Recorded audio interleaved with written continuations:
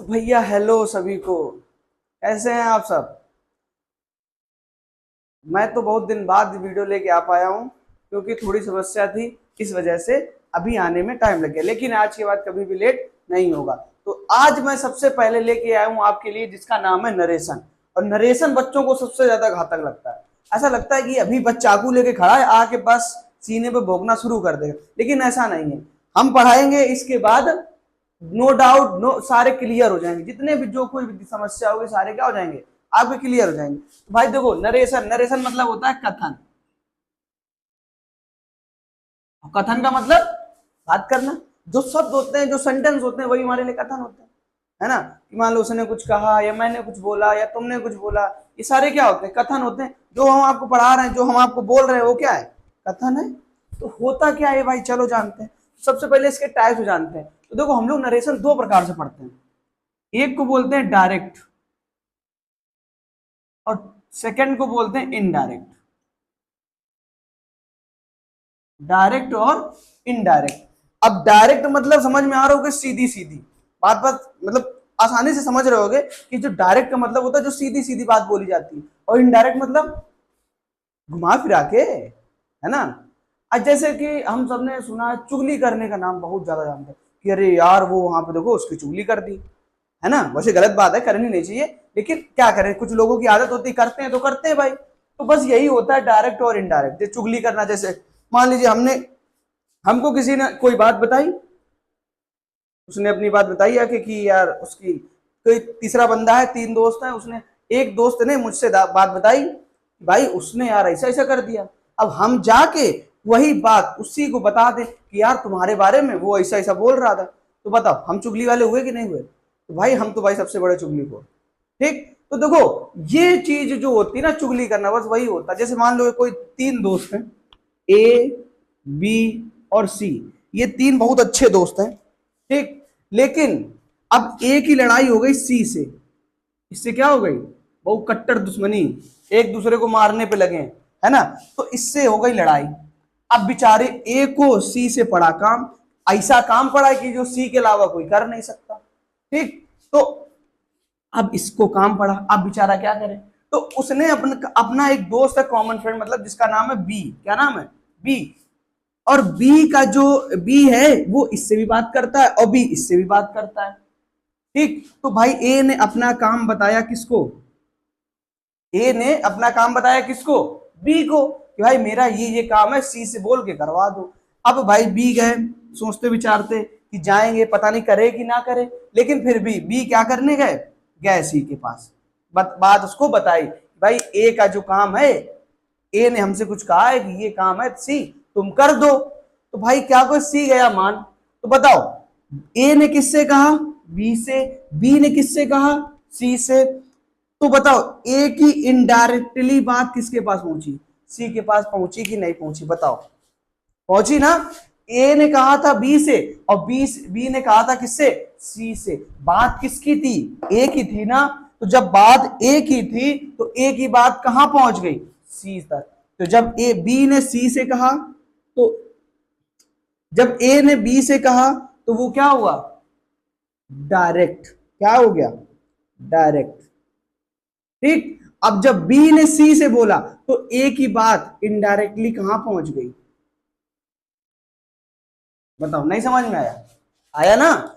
जब ए ने बी से कहा तो भाई कोई बात है, अब मेरा दोस्त सामने खड़ा है, मैंने इससे कहा कि भाई मुझे एक किताब चाहिए, उससे मैंने एक मेरा दोस्त सामने खड़ा है, मैंने कहा भाई मुझे एक किताब चाहिए। अब उसने बोला कि मेरे पास ये किताब नहीं है, लेकिन मेरा एक दोस्त, मेरा एक दुश्मन, मतलब जिससे मेरी लड़ाई हो गई है, उसके पास, उसने कहा उसके पास है यार। तो हम क्या कहेंगे, भाई दिला दो यार उससे। तो ये गए उसके पास, बोले क्या बोले कि सुजीत बोल रहे हैं कि वो वाली किताब मुझे दे दो, ठीक। तो मैंने बताया किसको, बी से, मतलब जो मेरा दोस्त है उससे। और जो मेरा दोस्त है वो गया सी के पास कि ए को कुछ जरूरत है। तो सी को जो मेरी बात है वो कहां पहुंच गई, सी तक पहुंची कि नहीं पहुंची। तो बस यही होता है डायरेक्ट और इनडायरेक्ट, ठीक। तो चलो भाई इसके आगे देखते हैं क्या क्या सारी समस्याएं, क्या कथन है, क्या सेंटेंस है, सारे पढ़ते हैं। तो भाई नरेशन आया समझ में? नहीं आया तो कोई बात नहीं, वीडियो पड़ा रहेगा जब तक पेपर सर पे ना आ जाए, तब तक एक बार नहीं 10 बार पढ़ना, लेकिन पढ़ना बहुत अच्छे से, क्योंकि अभी भी बहुत सारा टाइम है तुम लोग के पास। अभी अगस्त स्टार्टिंग है, ठीक है, कल ही रक्षाबंधन हुए हैं, तो सबके त्योहार भी हो गया है। अब कुछ दिन के लिए जब तक कोई दूसरा त्योहार नहीं आ जाता तब तक बस पढ़ाई, ठीक है। तो उसके लिए भाई हमको बार बार क्या वीडियो को रिपीट करना पड़ेगा। तो चलो भाई ध्यान देते हैं इस पे। हमने तुमको बताया कि नरेशन होते हैं दो प्रकार के, डायरेक्ट और इनडायरेक्ट। अब भाई डायरेक्ट भी तो पता बता दिया कि डायरेक्ट क्या होता है और इनडायरेक्ट क्या होता है, ये सब कुछ पता चल गया। अब देखो भाई डायरेक्ट में इसमें था दो सेंटेंस बनते हैं। पहला हमारा होता है रिपोर्टिंग वर्ब, जिसको क्या बोलते हैं, रिपोर्टिंग वर्ब। और दूसरा एक और सेंटेंस होता है उसको बोलते हैं रिपोर्टेड स्पीच।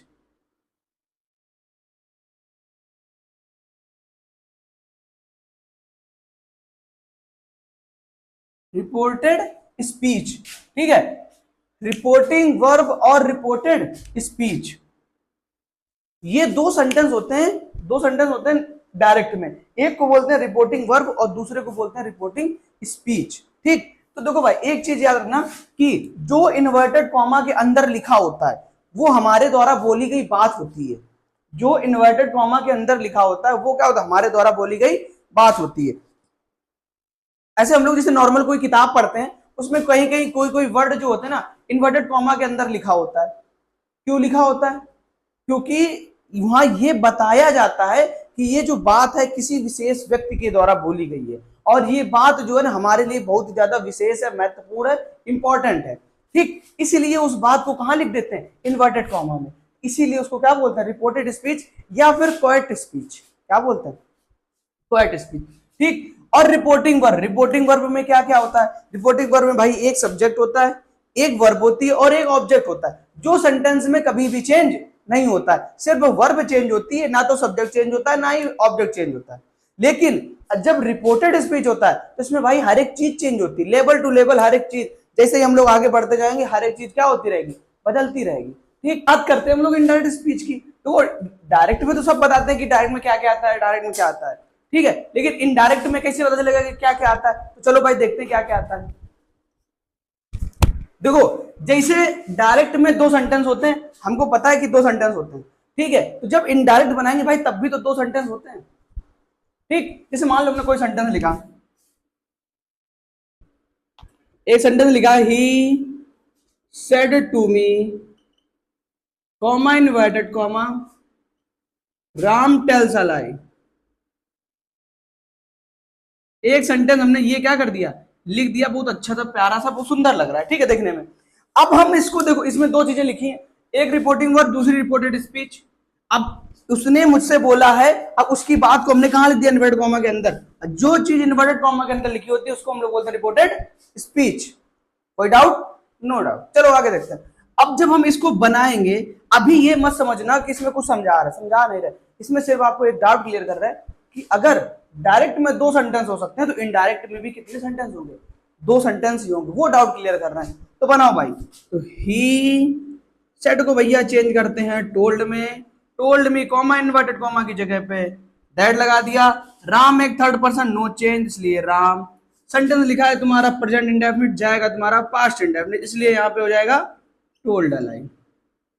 इतनी बात हुई क्लियर। अब देखो इसमें भी दो सेंटेंस आ रहे हैं, आ रहे हैं ना, एक हमारा हो गया ये सेंटेंस और एक हमारा हो गया ये सेंटेंस। अब थोड़ा अपने लेवल को क्या करते हैं, ऊंचा करते हैं और इसके बारे में एक जानकारी लेते हैं कि जैसे डायरेक्ट में दो होते हैं, रिपोर्टिंग वर्ब रिपोर्टेड स्पीच, वैसे ही इनडायरेक्ट में भी होते हैं दो, एक को बोलते हैं, अभी नहीं बताएंगे, पहले समझाते हैं फिर बताते हैं, और एक को बोलते हैं ये। दो सेंटेंस है, अब बीच में एक कंजंक्शन जोड़ा गया है, तो कंजंक्शन भैया कहां लगता है बताओ, दो क्लॉजेस दो फ्रेजेस को जोड़ने के लिए कंजंक्शन का प्रयोग करते हैं कि नहीं करते, दैट्स व्हाट करते हैं, राइट। तो भाई देखो अगर गौर से एक चीज ध्यान रखें कि हम लोग क्लॉज जानते हैं क्या होता है। क्लॉज मतलब जिस सेंटेंस में एक सब्जेक्ट एक वर्ब, जिस सेंटेंस में एक सब्जेक्ट एक वर्ब होती है वो हमारे लिए क्या होता है, क्लॉज होता है कि नहीं होता है, होता है भैया। देखो इसमें एक सब्जेक्ट एक सब्जेक्ट, एक वर्ब एक वर्ब, बताओ कोई दिक्कत? इसका मतलब ये भी क्लॉज, ये भी क्लॉज। अब क्लॉज कौन से हैं ये भी जानना होता है। तो भाई क्लॉज हमें लगता है मेरे हिसाब से दो पढ़ाए जाते हैं, एक प्रिंसिपल क्लॉज, एक सबऑर्डिनेट क्लॉज, है ना। तो भाई सबऑर्डिनेट क्लॉज और प्रिंसिपल क्लॉज। प्रिंसिपल क्लॉज क्या होता है? एक होता है हमारा सबऑर्डिनेट, क्या होता है? सबऑर्डिनेट। और दूसरा हमारा होता है प्रिंसिपल। प्रिंसिपल लो भैया, प्रिंसिपल। ये दो क्लॉज होते हैं। अब देखो कौन सा सबऑर्डिनेट होता है, कौन सा प्रिंसिपल होता है। देखो सबऑर्डिनेट का दूसरा नाम पता है क्या है?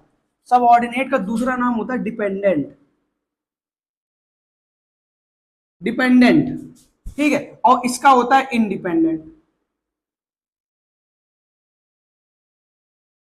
ठीक, डिपेंडेंट और इंडिपेंडेंट। ठीक, ये दो नाम होते हैं। अब इन्हीं से तुम्हारा हम लोग का क्या लगता है, आपका डाउट हो रहा है वो क्लियर हो रहा होगा कि डिपेंडेंट मतलब जो किसी के ऊपर डिपेंड होता है, और इंडिपेंडेंट मतलब जो किसी के ऊपर डिपेंड नहीं होता है। तो कहने का मतलब ये है कि सबऑर्डिनेट क्लॉज वे क्लॉज होते हैं जिनका अर्थ अपने सेंटेंस में कंप्लीट नहीं होता है। जैसे कि हम तुमसे बोले कि पता है कल क्या हुआ, तो अब आप लोगों के मन में एक डाउट उठेगा कि यार क्या हुआ होगा।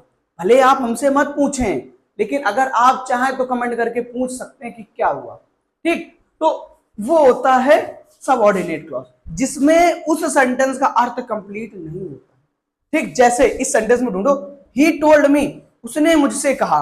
अब हम अगर इतनी सी बात बोलेंगे कि उसने मुझसे कहा, तो आपके मन में एक सवाल उठेगा कि क्या कहा होगा।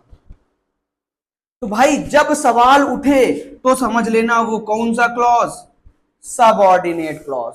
ठीक, और जब सवाल ना उठे मतलब कहने का ये है कि जब उस सेंटेंस का अर्थ उसी सेंटेंस में कंप्लीट हो जाए तो समझ लेना कि वो कौन सा क्लॉज होता है, प्रिंसिपल क्लॉज। जैसे राम टोल्ड अ लाई, राम झूठ बोलता है। अब बताओ किसी के मन में कोई डाउट उठेगा?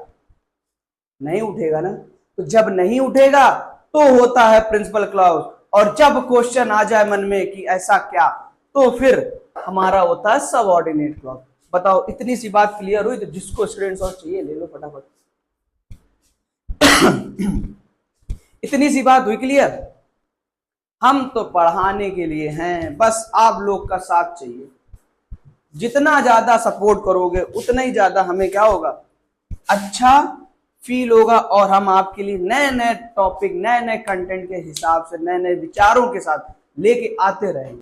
अब हम इसके जो नरेशन है ना, इसके कुछ इंपॉर्टेंट पॉइंट को क्या करते हैं, जानते हैं। इंपॉर्टेंट पॉइंट मतलब जैसे देखो, पहला नंबर,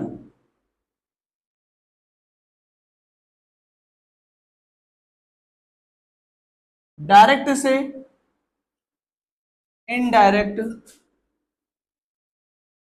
डायरेक्ट से इनडायरेक्ट बनाने के नियम। भाई कुछ नियम है, इनको हम जानते हैं कि क्या होते हैं ये नियम। तो ज्यादा तो कुछ नहीं होते। पहला नंबर देखो भाई क्या होता है। सबसे पहला, अच्छे से एकदम से मन से नोट करते चलना साथ में। पहला ये होता है कि इन्वर्टेड कॉमा को हटा देते हैं। ये जो इन्वर्टेड कॉमा लगा होता है ना, कॉमा इन्वर्टेड कॉमा, इसको क्या करते हैं, हटा देते हैं। इन्वर्टेड कॉमा को हटा देते हैं, सबसे मेन। ठीक, इन्वर्टेड कॉमा को हटा देते हैं। दूसरा नंबर,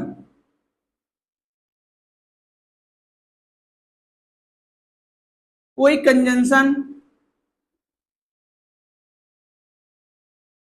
जोड़ देते हैं, जोड़ देते हैं। कोई जो कंजंक्शन होता है ना, दो सेंटेंस लिखे होते हैं, रिपोर्टेड वर्ब, रिपोर्टेड स्पीच। ठीक है, रिपोर्टिंग वर्ब और रिपोर्टेड स्पीच, उनके बीच में कोई कंजंक्शन क्या करते हैं, हम लोग जोड़ देते हैं। कभी कंजंक्शन होता है, कभी प्रीपोजिशन, कुछ ना कुछ वर्ड यहाँ पे क्या करते हैं, जोड़ते चलते हैं। ठीक,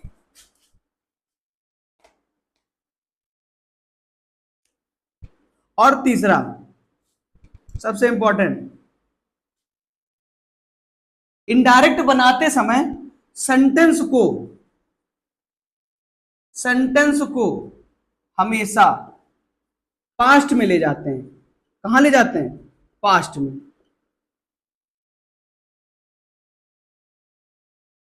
ऐसा क्यों होता है भाई?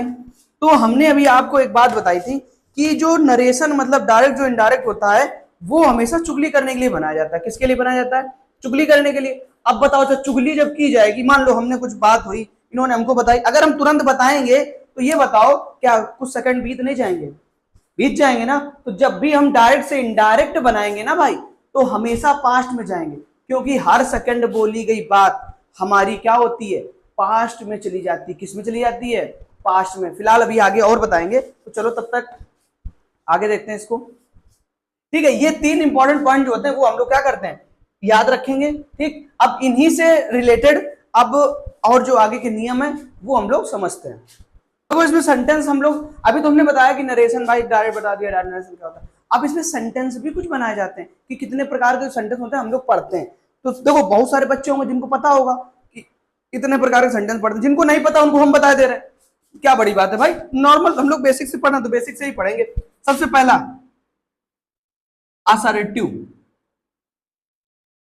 बहुत अच्छे से जानकारी होगी इनके बारे में। ठीक है, हमारे ये लोग छोटे भाई होते हैं। ठीक है, असर्टिव। सेकंड नंबर इंट्रोगेटिव, ये तो इनके भी बड़े भाई हैं, सबसे महान होते हैं ये, और पेपर में हमेशा पूछे जाते हैं। हाई स्कूल के पेपर में इससे सेंटेंस जरूर आते हैं। याद रखना 7 सेट में से कोई 2 सेट्स में ये सेंटेंस इंट्रोगेटिव को जरूर तुम्हें मिलेंगे, चाहे कुछ भी कर लो। तीसरा नंबर इंपरेटिव। इंपरेटिव।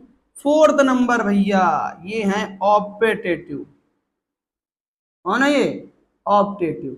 और नंबर 5 एक्सक्लेमेटरी, EXCLAMATORY। भाई इसकी स्पेलिंग जिसको ना याद हो ना वो क्या करे, इसको तोड़ दे। इंग्लिश का मतलब तोड़ना, बिल्कुल खत्म करो, कुछ मत करो। देखो एक्सलामेटोरी, एक्सलामेटोरी, एक्सला EXCLA, एक्सला में MA टोरी TORY, एक्सलामेटरी। याद हो गया ना? कितना आसान है ना वर्ड, देखने में आसान है, देखन में छोटे लगे घाव करे गंभीर। अभी करेंगे, अरे भैया इनको आने तो दो, टेंशन ना करो, बस सबर करो बेटा, सबर। ठीक है, तो चलो भाई सबसे पहले असर्टिव सेंटेंस, इनके बारे में जानकारी ना बहुत अच्छे से सभी को होती है, क्योंकि शुरुआत से बचपन से ना जो इतने बड़े होते हैं ना, इतने बड़े, तब से हमको यही पढ़ाए जाते हैं असर्टिव। राम जाता है, राम खाता है, राम सोता है, राम नहीं खाता है, राम नहीं जाता है, राम नहीं सोता है। अब भाई राम है, कैसे सो सकते हैं? ठीक है, पता नहीं कहाँ जाएंगे नहीं सोएंगे तो। चलो भाई देखो, तो इसमें आते हैं हमारे 2 प्रकार के सेंटेंस। एक को बोलते हैं अफर्मेटिव, पढ़े होंगे सेंटेंस में, टेंस में हमने तो नहीं पढ़ा है फिलहाल, लेकिन पढ़ा देंगे बहुत जल्दी। अफर्मेटिव। और सेकंड नंबर होता है हमारा निगेटिव। निगेटिव जानते हो? निगेटिव मतलब वो जो होते हैं ना, जैसे हम घर में कहें कि पापा हमको घूमने जाना है, पापा बोलते हैं नहीं बेटा नहीं जाना है, बस वो होते हैं निगेटिव। और मम्मी क्या कहती है, हाँ बेटा जाओ, वो होते हैं अफर्मेटिव। तो मम्मी हो गई अफर्मेटिव और पापा हो गए निगेटिव। और लड़कियों के लिए होता है उल्टा, लड़कियों में पापा होते हैं अफर्मेटिव और मम्मी होती है निगेटिव, क्योंकि लड़कियों को मम्मी रोकती है, अरे यहाँ नहीं जाना वहां नहीं जाना, पापा कहते हैं हाँ बेटा तुम उड़ो उड़ो, तभी उनको क्या कहते हैं, पापा की वेरी वेरी गुड। चलो आगे देखते हैं इंट्रोगेटिव। इंटेरोगेटिव, इंट्रोगेटिव जानते हो? जब हमसे कोई प्रश्न पूछता है, क्या करता है? प्रश्न। अब भाई प्रश्न जो होते हैं कई तरह से पूछे जाते हैं, तुमने खाना खाया, सॉरी तुमने खाना क्या खाया, और दूसरा पूछे क्या तुमने खाना खाया। अलग अलग प्रकार के अलग अलग एक्सप्रेशन से क्या करते हैं, हमसे सेंटेंस पूछे जाते हैं। चलो भाई आगे देखते हैं इंपरेटिव। इंपरेटिव का मतलब होता है जब हमसे कोई ऑर्डर दे, हमको ऑर्डर दे जो हमें पसंद नहीं होता है, फिर भी साले ऑर्डर पे ऑर्डर, ऑर्डर पे ऑर्डर हैं। ए उठो 1 गिलास पानी ले आओ, ए उठो चावल गैस भरा लाओ, ए उठो गाड़ी धुलाओ। भाई बहुत सारे काम बताते हैं ऑर्डर। या फिर हमको कोई सलाह दे जो कि बिल्कुल ही नहीं पसंद होता है, क्योंकि ज्ञान हमको चाहिए ही नहीं, जैसे हम अभी आपको दे रहे हैं, लेकिन आप क्या कहोगे, अच्छे बच्चे हो कुछ मत बोलना समझ लेना। ठीक है। तीसरा रिक्वेस्ट, हाँ ये हमको पसंद होता है कि जब हमसे कोई प्रार्थना करे कि भैया मुझे ये पेन दे दो, भैया मुझे 10 रुपया दे दो, भैया मुझे ये खिला दो, तो हमारे लिए वो सेंटेंस कौन से होते हैं, इंपरेटिव। क्या? इंपरेटिव। अगला होता है हमारा ऑप्टेटिव। ऑप्टेटिव क्या? ऑप्टेटिव। अब ऑप्टेटिव का मतलब होता है जहां पर हम लोगों को आशीर्वाद देते हैं, क्या करते हैं, आशीर्वाद देते हैं। जैसे हम कहते हैं गॉड ब्लेस यू, जैसे किसी ने पैर छुए हमने बोल दिया गॉड ब्लेस यू। भाई रास्ते चलते टीचर होना भी एक पता है वो तो रिस्पेक्ट बात है, ये नहीं है लेकिन रिस्पेक्ट है। रास्ते में कहीं मिल जाएंगे बच्चे, सर जी नमस्ते या पैर छू लेंगे, तो भाई ये चीज पता है फीलिंग बहुत ही अच्छी होती है। इसको डिस्क्राइब करना ना किसी की बस की बात नहीं, कोई टीचर नहीं डिस्क्राइब करता। ये फीलिंग बहुत ही ज्यादा बेस्ट होती है कि कहीं पे कोई बच्चा मिल जाता है, पैर छू लेता है या नमस्ते कर देता है, बड़ी मतलब अगर दोस्त है कोई साथ में उसके सामने कर दिया ना तो उसकी रिपोर्टेशन और पड़ जाती है, अरे यार इसके सामने कर दिया भाई, है ना।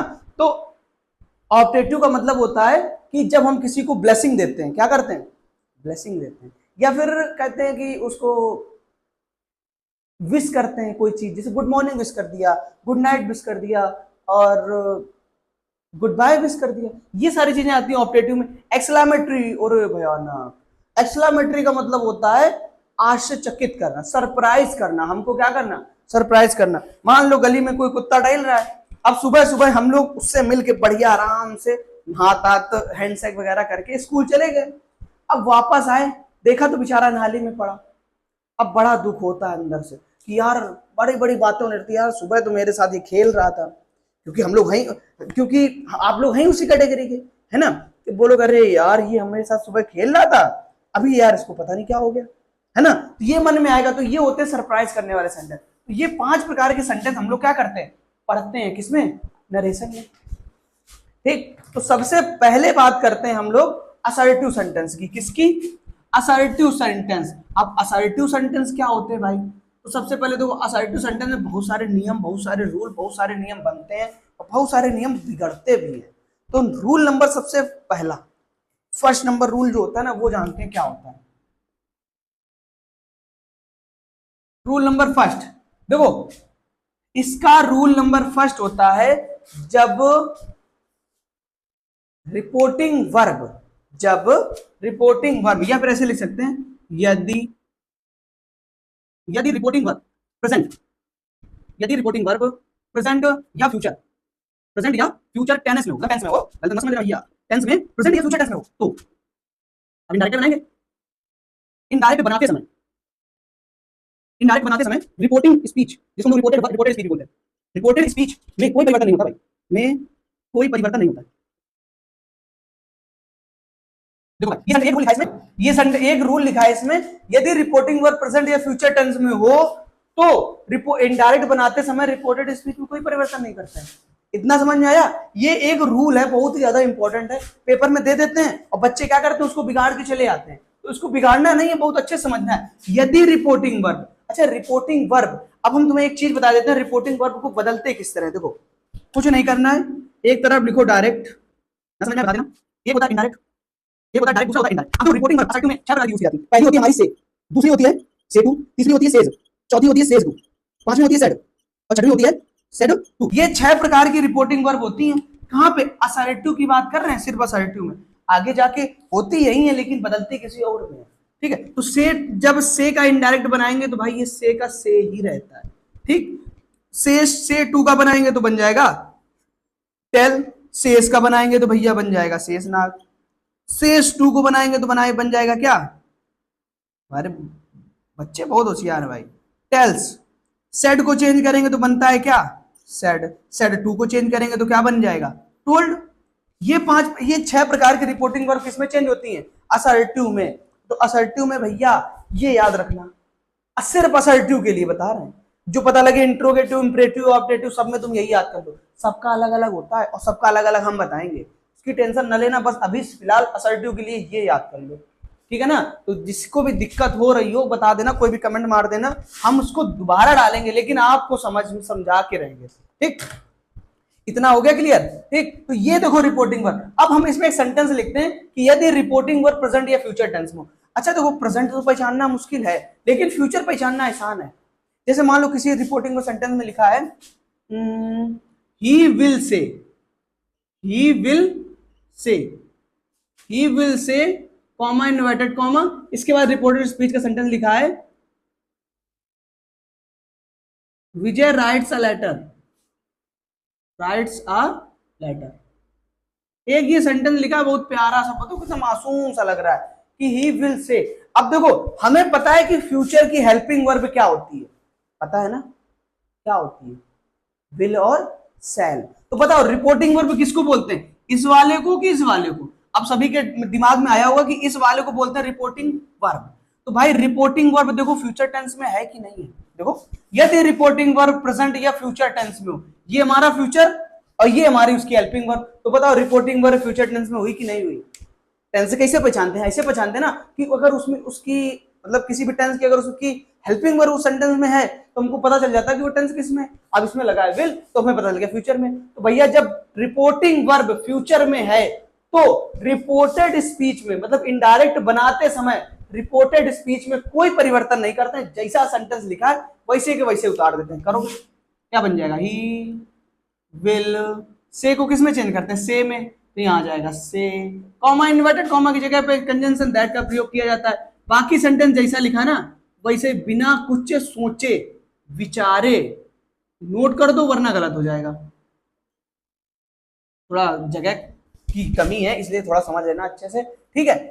अब कैसे पहचानेंगे कि रिपोर्टिंग वर्ब प्रेजेंट में? तो भैया एक चीज याद कर लेना, ये 4 रिपोर्टिंग वर्ब दिख रही होंगी स्टार्टिंग की, जहां पर रिपोर्टिंग वर्ब में ये 4 रिपोर्टिंग वर्ब मिल जाए, ये 4 वर्ब मिल जाए तो समझ लेना इस वाले सेंटेंस में कोई परिवर्तन नहीं होता है, क्योंकि ये जो 4 होती है ना ये भैया हमें प्रेजेंट को दर्शाती है। किसको दर्शाती है? प्रेजेंट को। और जब प्रेजेंट को दर्शाएंगी तो रिपोर्टेड स्पीच में कोई परिवर्तन नहीं होता है। बात क्लियर हो रही है? अगर हो रही है तो बहुत अच्छी बात है, और नहीं हो रही है तो भैया इसको दोबारा पढ़ लेना यार, क्लियर हो जाएगी। चलो भाई अभी इतना तो मेरे हिसाब से डाउट क्लियर हो गया होगा। पहला रूल क्या होता है असर्टिव में कि यदि रिपोर्टिंग वर्ब प्रेजेंट या फ्यूचर टेंस में हो तो रिपोर्टेड स्पीच में कोई परिवर्तन नहीं होता है। लेकिन जस्ट इसका अपोजिट एक बचा ना हमारे पास, पास्ट टेंस, इसका भी तो बनता है। तो भाई बनाओ रूल नंबर, लिखो रूल नंबर 2। भैया देखो यदि रिपोर्टिंग वर्ब पास्ट टेंस में हो, पास्ट टेंस में हो तो इनडायरेक्ट बनाते समय रिपोर्टेड स्पीच के टेंस को निम्नलिखित टेंस में बदल लेते हैं, अब देखो ये एक रूल रहा। अब निम्नलिखित टेंस क्या होते हैं भाई वो हम लोग जानते हैं, अगले वाले अपने इसके नीचे देखते हैं। आइए देखते हैं कौन कौन से। तो भाई एक तरफ लिखो डायरेक्ट है ना, और दूसरी तरफ लिखो इनडायरेक्ट, डायरेक्ट और इनडायरेक्ट आ जाना चाहिए मेरे हिसाब से इसमें। अगर नहीं आता है तो फिर देखते हैं। तो देखो भाई सबसे पहला टेंस होता है हमारा प्रेजेंट इंडेफिनिट। कौन सा? प्रेजेंट इंडेफिनिट, बहुत अच्छे जानते हो भाई ये अपना प्रेजेंट इंडेफिनिट, ठीक। और दूसरा हमारा होता है प्रेजेंट इंडेफिनिट। अच्छा देखो प्रेजेंट इंडेफिनिट किसमें चेंज होता है भाई? हमने तुमसे एक बात बताई थी कि हम टेंस कोई भी बनाए हमेशा किसमें जाएगा?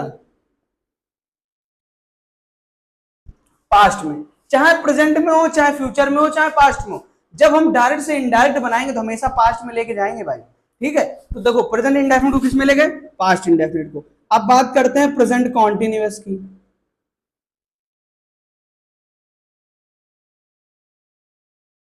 प्रेजेंट कॉन्टिन्यूअस चेंज होता है पास्ट कॉन्टिन्यूअस, ठीक। चलो कोई दिक्कत नहीं। अब आता है हमारा प्रेजेंट परफेक्ट, समझ लेना भाई। प्रेजेंट परफेक्ट, पास्ट परफेक्ट, अगला प्रेजेंट परफेक्ट कॉन्टिन्यूअस,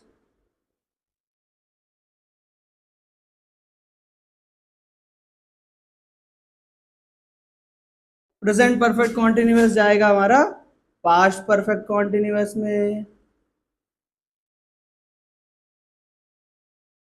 है ना। अब आते हैं पास्ट इंडेफिनिट की बारी। तो भैया पास्ट इंडेफिनिट किस में चेंज होता है? तो बताओ भैया सबसे बड़ा इंडेफिनिट है पास्ट में, सबसे बड़ा कौन होता है भाई? पास्ट परफेक्ट होता है यार। Past perfect. पास्ट कॉन्टिन्यूअस किस में चेंज होता है? बहुत सारे बच्चे के मन में आ भी गया होगा भाई, जिनके मन में आ गया बहुत अच्छी बात है, जिनके नहीं आया उनके मन में हम ला दे रहे हैं। पास्ट परफेक्ट कॉन्टिन्यूअस में। ठीक, बात आ गई समझ में। अगला देखो बचा क्या हमारे पास, पास्ट परफेक्ट। पास्ट परफेक्ट किस में चेंज होता है, तो भैया पास्ट परफेक्ट से नो चेंज, मतलब जिस टेंस में होता है उसी में रहता है। ठीक, अगला हमारे पास है पास्ट परफेक्ट कॉन्टिन्यूअस, ये भी भैया नो चेंज है ना। बचे हमारे पास फ्यूचर वाले टेंस, तो फ्यूचर की हेल्पिंग वर्ब सिर्फ कौन सी होती है, विल और शैल यूज की जाती है। भैया वो चेंज होता है हमारा विल चेंज होता है वुड में, और शैल हमारा चेंज होता है शुड में। ठीक, तो ये इतनी सारी चीजें होती, इतने टेंस क्या होते हैं, चेंज होते हैं जब रिपोर्टिंग वर्ब होती है किसमें, पास्ट टेंस में। जो हमारा tense present indefinite, past indefinite, जो प्रेजेंट कॉन्टिन्यूअस वो पास्ट कॉन्टिन्यूअस, जो प्रेजेंट परफेक्ट वो पास्ट परफेक्ट, जो प्रेजेंट परफेक्ट कॉन्टिन्यूअस वो पास्ट परफेक्ट कॉन्टिन्यूअस। ठीक है, पास्ट इंडेफिनिट चेंज होता है पास्ट परफेक्ट में, और past continuous past perfect continuous में। पास्ट परफेक्ट चेंज नहीं होता, पास्ट परफेक्ट कॉन्टिन्यूअस चेंज नहीं होता, विल सेल को चेंज करते हैं वुड और शुड में। कहने का मतलब ये है कि जब डायरेक्ट के रिपोर्टेड स्पीच में कोई जो सेंटेंस लिखे होंगे वो अगर इस टेंसेस में होंगे, इस टेंसेस में होंगे, तो उनका जब इनडायरेक्ट बनाएंगे तो भैया ये वाले टेंसेस कर देंगे। बताओ बात हो रही क्लियर? अगर हो रही है तो फटाफट इसको नोट करो या स्क्रीनशॉट मारो, जो भी करना है जल्दी करो। हाँ तो भैया आ जाओ, देखो अब जब हमने तुम्हें ये बता दिया है कि यदि रिपोर्टेड स्पीच पास्ट में हो तो टेंस जो होता है ना बहुत सारे में परिवर्तन होते रहते हैं। भाई देखो उन्हीं से रिलेटेड कुछ क्वेश्चन दिए हैं और इनको सॉल्व करने की कोशिश करते हैं। देखो सबसे पहले अपने टेंस में ढूंढो रिपोर्टिंग वर्ब रिपोर्टेड स्पीच। ठीक, सबसे पहला he said comma inverted comma he writes a letter, मिल गई रिपोर्टिंग वर्ब, मिल गई। बताओ प्रेजेंट में है कि पास्ट में है। अब भाई रिपोर्टिंग वर्ब मेन वर्ब की कौन सी फॉर्म लगी, सेकंड फॉर्म, और सेकंड फॉर्म कहां होती है, पास्ट में, तो मिल गई ना रिपोर्टिंग वर्ब। भैया रिपोर्टिंग वर्ब हमको मिल गई, तो बनाओ भैया ही सेड को किस में चेंज करते हैं, सेड को सेड में ही चेंज करते हैं। हमने कॉमा इनवर्टेड कॉमा की जगह कंजंक्शन दैट बताया। अब ही एक थर्ड पर्सन है, चेंज होता नहीं है। अब बताओ ये टेंस जो है ना रिपोर्टेड स्पीच वाला कौन से टेंस में है, present indefinite, past indefinite, future indefinite, कुछ भी, मतलब जितने सारे भी टेंस लिखवाए ना, बताओ किस में है। मेरे हिसाब से सब्जेक्ट का सिंगुलर सब्जेक्ट मेन वर्ब की फर्स्ट फॉर्म के साथ एस और ईएस। तो जब सब्जेक्ट सिंगुलर होता है और मेन वर्ब की फर्स्ट फॉर्म के साथ एस मिल जाता या ईएस मिल जाता, तो फिर वो हमारा टेंस किस में पहुंच जाता, प्रेजेंट इंडेफिनिट में। और हमने अभी बताया कि जब प्रेजेंट इंडेफिनिट होता है तो किस में जाएगा, पास्ट इंडेफिनिट में, है ना। तो लेकिन अब एक चीज और गौर करने वाली है कि जो प्रेजेंट इंडेफिनिट है ये क्या है, अफर्मेटिव है ना, प्रेजेंट इंडेफिनिट का अफर्मेटिव है। तो जब हम इसको इनडायरेक्ट बनाएंगे तो पास्ट इंडेफिनिट का अफर्मेटिव में ले जाएंगे। तो बताओ पास्ट इंडेफिनिट का अफर्मेटिव क्या होता है, सब्जेक्ट प्लस मेन वर्ब की सेकेंड फॉर्म। बताओ नहीं समझ में आया भैया जी? मेरे हिसाब से तो क्लियर हो जाना चाहिए। ठीक है, अगला देखो मोहन सेड, भैया मोहन सेड को सेड में ही कॉमा इन्वर्टेड कॉमा की जगह पे conjunction that she third person change होगा नहीं। डज नॉट किसकी हेल्पिंग वर्ब, प्रेजेंट इंडेफिनिट के निगेटिव। अब जब प्रेजेंट इंडेफिनिट का निगेटिव दिया है तो किसमें चेंज होगा, पास्ट इंडेफिनिट के निगेटिव में। रूल क्या होता है, सब्जेक्ट प्लस डिड फिर नॉट मेन वर्ब की first form, main verb sing a song. बताओ इतनी सी बात क्लियर हो गई। अगला देखो फिर राम सेड को सेड में कॉमा इन्वर्टेड कॉमा की जगह पे दैट ही थर्ड पर्सन नहीं चेंज होगा। अब इज किसकी हेल्पिंग वर्ब होती है। अब आप सभी के मन में आया होगा कि प्रेजेंट कॉन्टिन्यूअस, बिल्कुल सही। जब प्रेजेंट कॉन्टिन्यूअस की होती है तो प्रेजेंट कॉन्टिन्यूअस किसमें चेंज होगा, जाएगा हमारा पास्ट कॉन्टिन्यूअस में। ही के साथ लगा देंगे यहाँ पे वॉज रॉन्ग। बताओ सारी बातें पास्ट में जा रही नहीं जा रही? आगे देखो राधा सेड दैट रवि। अब ये पोस्टेड कौन सा फॉर्म लगी, सेकंड, और सेकंड फॉर्म कहां लगती है, बिना हेल्पिंग वर्ब के पास्ट इंडेफिनिट के अफर्मेटिव में। तो भैया पास्ट इंडेफिनिट का अफर्मेटिव मतलब सेंटेंस पास्ट इंडेफिनिट में किस में चेंज होगा? पास्ट परफेक्ट में। तो यहाँ पे क्या लग जाएगा? Had posted the letter. बताओ नहीं समझ में आया? आ गया। अगला देखो, my mother said comma inverted comma she had played well. तो भैया माई मदर, मम्मी ने बोला है कि अच्छा खेलता है, तो भैया खेलता है, बात खत्म। कॉमा इनवर्टेड कॉमा की जगह पे दैट। सी थर्ड पर्सन है, यहाँ पे लगा दिया सी। अब याद करो ये हैड किस में लगता है? अभी बताया पास्ट परफेक्ट में लगता है ना।